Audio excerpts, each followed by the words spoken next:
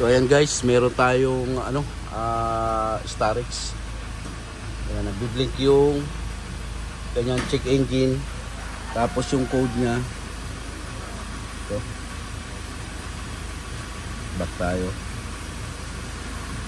Ayan, fuel rail system pressure to low. Diesel particulate filter pressure sensor A, circuit high. So yan ang tatargetin natin. Sa transmission naman wala siyang code, dito lang talaga sa kanyang fuel system. So Starex, tapos low power daw to.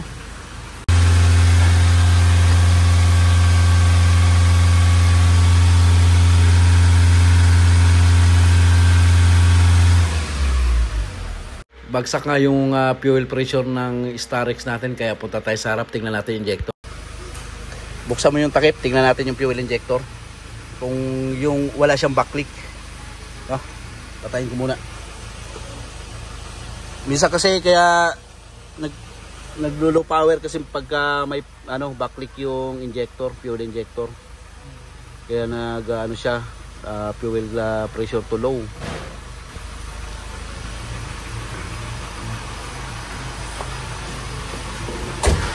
Dilpay na pala to. Dilpay engine. Hindi na pala pan to.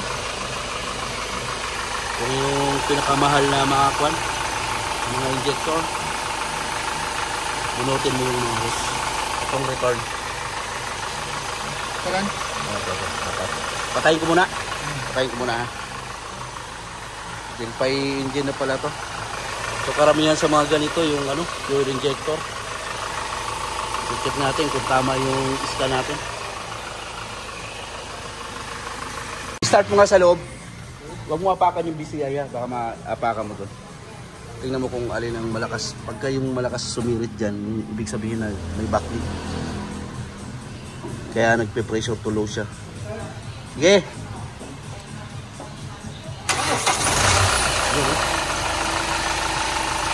Number 4. Revolution ng konti. Ganito ang normal eh. 403. Yeah. 123.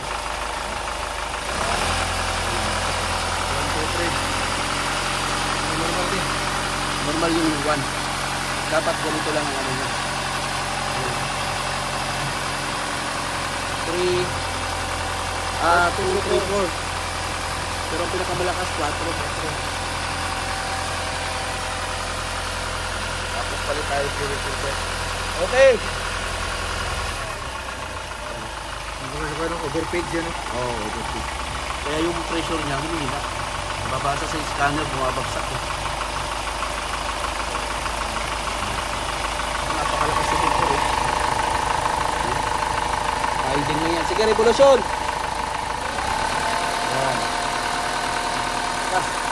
Pero yung 1, ito yung normal. Yung 1, dapat yung kung tama yung 2, 3, 4. Okay!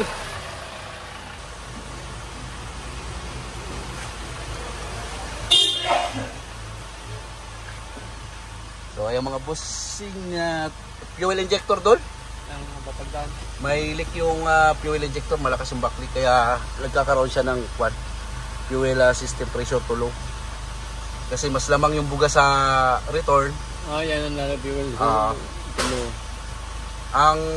Ang may tama na injector 2, 3, 4. Isa lang matitirang matino. Tapos palit na rin tayo ng fuel filter. No? I-send mo sa kanya yung code na yan. So na-check naman natin, may problema yung mas maganda kung palitan lang natin yung bagong fuel injector. Depende kay sir kung ipapakalibrate pa niya, pero sa calibration kasi medyo tagilid, hindi 100% na tatagal.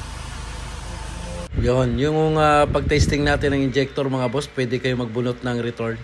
Dapat pag kasi mga bossing, yung return ay napakahina lang ng labas ng diesel. Pagka parang sumisirit na mga boss na kahit naka-idle ay bumubuga ng malakas, ibig sabihin na may problem po talaga yung ating fuel injector. Kaya siya may error na fuel pressure to low.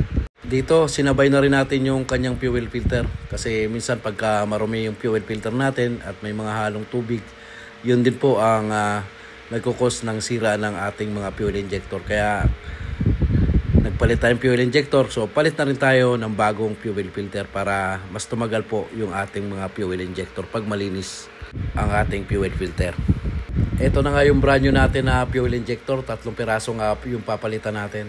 Pag natapos naman to, meron pang check engine na nagpa-plus, so yung DPF naman ang titingnan natin dito. So ibaba ko yung catalytic at saka check natin yung sensor.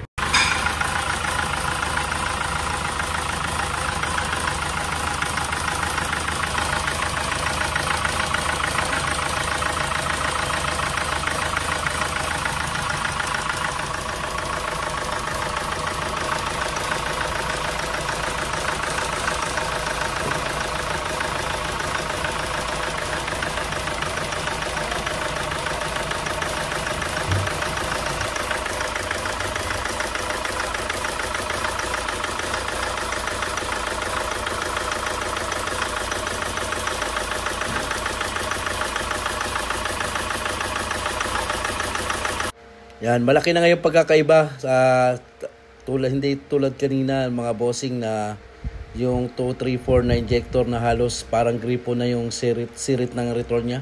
So dapat po pare-parehas or pantay yung labas ng kanyang return ng fuel injector. Kaya goods na to. Doon naman tayo sa check engine. Yun na naman ang pupunteriyahin natin. Dito mga boss, kaagad kong pinababa yung catalytic. Ayan, tinanggalan na pala nila ng catalytic tong Starex. Kaya ngayon nag-request ako kay bossing na ibabalik namin sa may catalytic. Ayan. So nagpa-order kami ng kahit surplus lang mga boss. Ito yung surplus na catalytic na ipapalit natin. Kasi hindi natin mapapatino yung check engine nito pagka walang catalytic.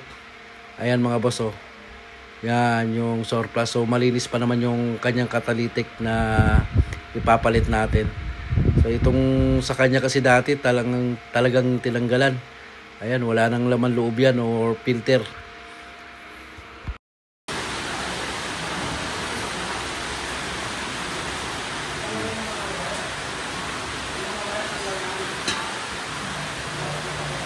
Kita, ayan, butas na. Tinanggalan ng filter. Yung trouble code na siya. Ng check engine, try natin sa power niya, tapos patay natin ulit, saka siya nagkakaroon ng check engine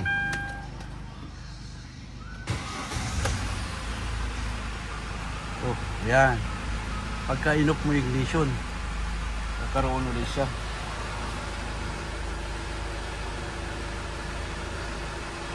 So, meron ulit yung trouble. I-back natin.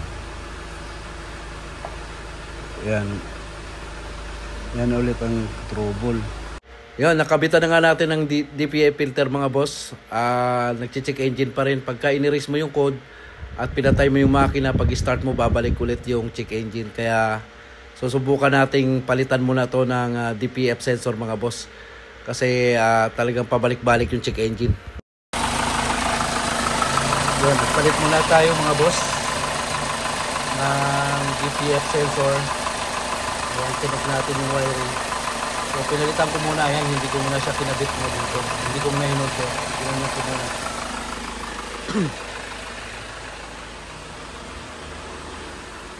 Tapos nag-delete tayo, ayan o.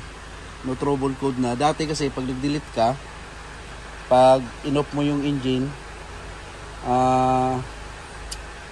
halimbawa, inop natin yung engine, yung dati niyang DPF sensor ay nag-check engine ulit pagka in-start mo. Ngayon, ang napalitan natin ng sensor, ayan siya mga boss.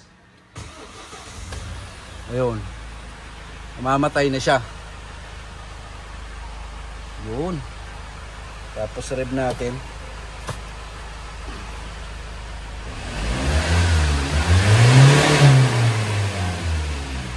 Tapos i-code ulit natin dito kung may trouble code. So, may trouble code na siya nung napalitan natin ng sensor. So sensor ang isa pang may problem, no? Tapos off ulit natin. Start ulit. Back ulit natin 'to. yung luma niyang DPF sensor, nai-erase mo siya, pero pag inop mo yung engine, in-start mo ulit, check engine ulit siya. Pagka nag-scan ka ulit, lalabas ulit yung code niyang DPF sensor. So sira talaga siya. Okay, ulit.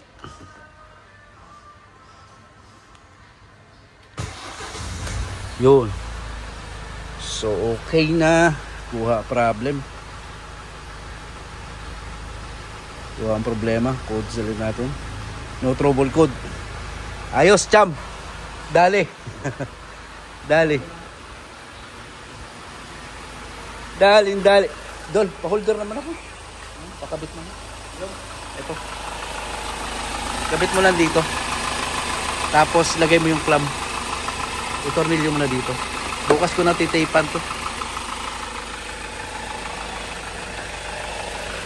Ay, tatlong injector. Kita nyo yung ano mga boss, yung catalytic niya. Ang napakita ko na kanina. Ito yung pinalitan natin. Yan, wala nang filter sa loob. Binutas na. Kaya nagpalit tayo ng catalytic.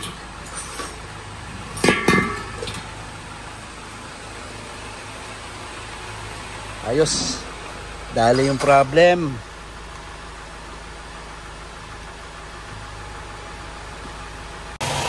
Evolution mo ngayon.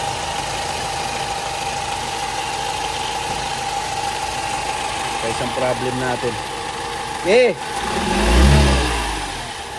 Okay, isa pa. Oh. Isa pa. Okay.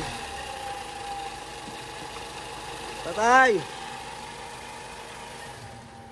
Road test na nga namin pagkatapos nung na-repair natin yung fuel pressure tulo at saka yung sa DPF niya. So nakukulangan pa rin ako sa power. Makita nyo naman kumukupi yung hose.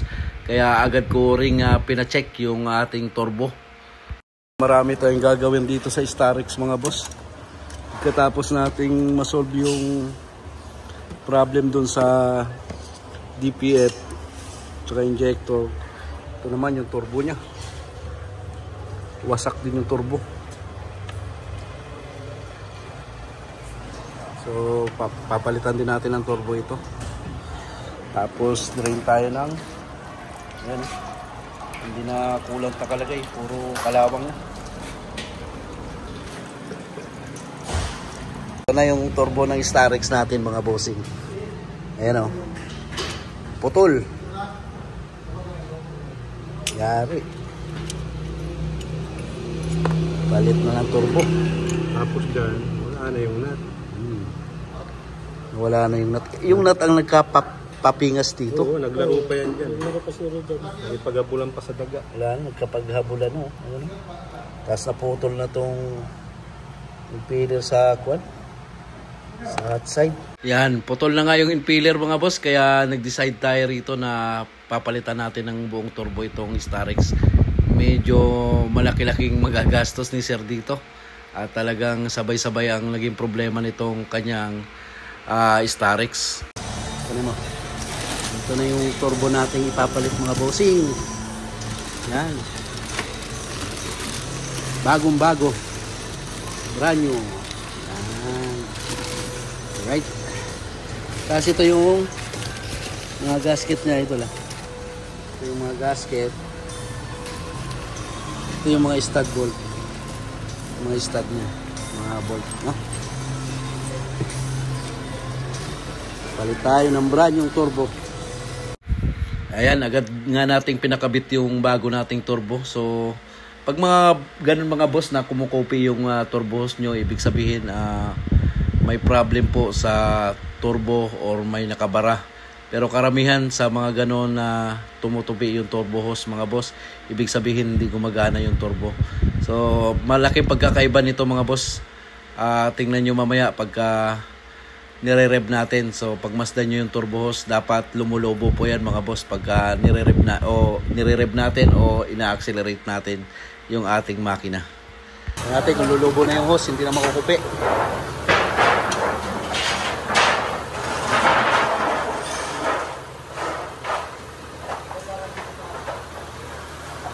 Okay, start.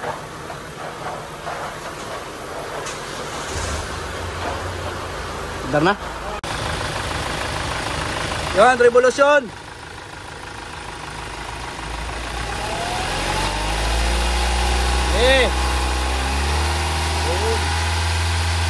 Okay. Gaya natin. Dapat kaya ng kwan. Rib! Rib! Okay. Okay. Dumikipin pa din. Hindi na. Pinipiga mo nga. Rib! Huwag mo na hawakan.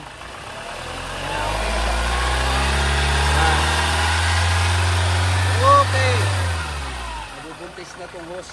Hindi na kumukupi. Sige, isa pa. Okay.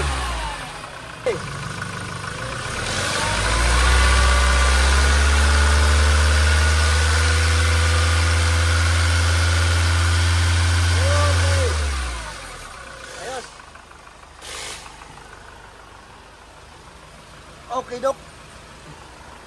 Ayos na yung CBX natin. Starex. Ako daw dyan, yun. Sige. Alright. Problem solved na. Medyo natad-tad ng problema rito si Bossing sa kanyang Hyundai Starex CBX. Alright. Isa pa. Alright. Ayan guys, road test tayo sa Starex na ginawa natin. Tingnan natin, dating 60 lang ang takbo. Tingnan natin kung lalagpas na sa 60 to.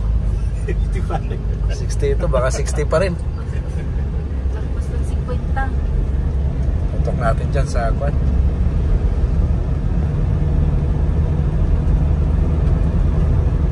Lumalagpas ng mga pusing.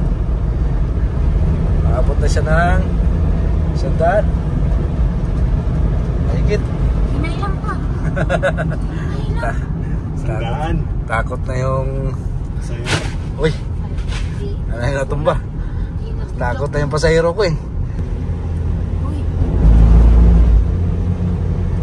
Kasi para makita ni boss na improve yung sasakyan niya, hinahanap namin takbo. Yan o. Tawa ka lang na. Alright. Ayos na. Goods na. Ayos na.